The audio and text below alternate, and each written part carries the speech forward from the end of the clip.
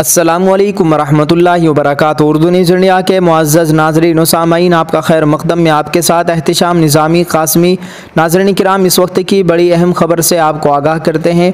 Corona سے بچنے کے لیے گائیڈ لائن پر عمل کرنا ضروری ہے۔ حضرت مولانا مفتی ابوالقاسم صاحب نعمانی، محتمم دارالعلوم دیوبند۔ جی ہاں ناظرین، آپ کو بتلا دیں کہ ایشیا کی عظیم دینی درسگاہ دارالعلوم دیوبند کے محتمم حضرت مولانا مفتی ابوالقاسم صاحب نعمانی نے ملک میں تیزی سے بڑھتے ہوئے کرونا انفیکشن پر تشویش کا اظہار کیا ہے۔ اس کے ساتھ ہی انہوں نے اس مہلک وبا سے حفاظت کے لیے تمام لوگوں سے حکومت اور محکمہ صحت کی طرف سے جاری گائیڈ لائن پر عمل کرنے کی اپیل کی ہے۔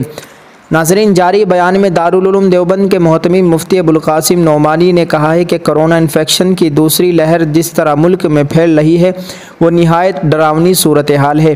اس کی وجہ سے مسلسل متاثر افراد کی اموات کی تعداد بڑھتی جا رہی ہے، لہٰذا بہت ضروری ہے کہ اس کی روک تھام کے لیے جو بھی طریقے ہیں انہیں اپنایا جائے، کیونکہ انسانی زندگی سب سے زیادہ قیمتی ہے۔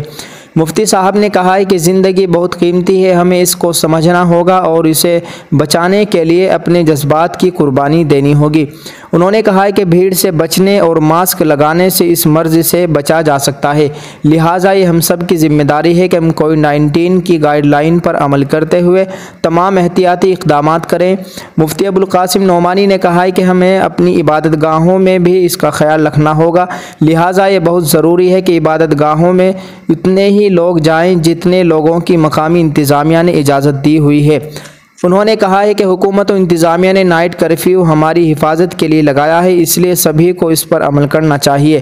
واضح ہے کہ اس وقت ملک میں کرونا کی دوسری لہر تیزی سے اپنا اثر دکھا رہی ہے اور اتوار کے روز ریکارڈ 2,60,000 نئے کیس سامنے آئے ہیں، جو کہ ایک دن میں اب تک سب سے زیادہ ہیں۔ جی ہاں ناظرین، آپ سے گزارش ہے کہ آپ حضرت مفتی صاحب کے اس بیان سے کیا اپنی رائے رکھتے ہیں، کمنٹ باکس میں ضرور بتلائیں۔ جزاک اللہ، دعا فرمائے اللہ تعالیٰ اس مہلک وبا سے تمام امت مسلمہ کی حفاظت فرمائے، آمین۔ السلام علیکم ورحمۃ اللہ وبرکاتہ۔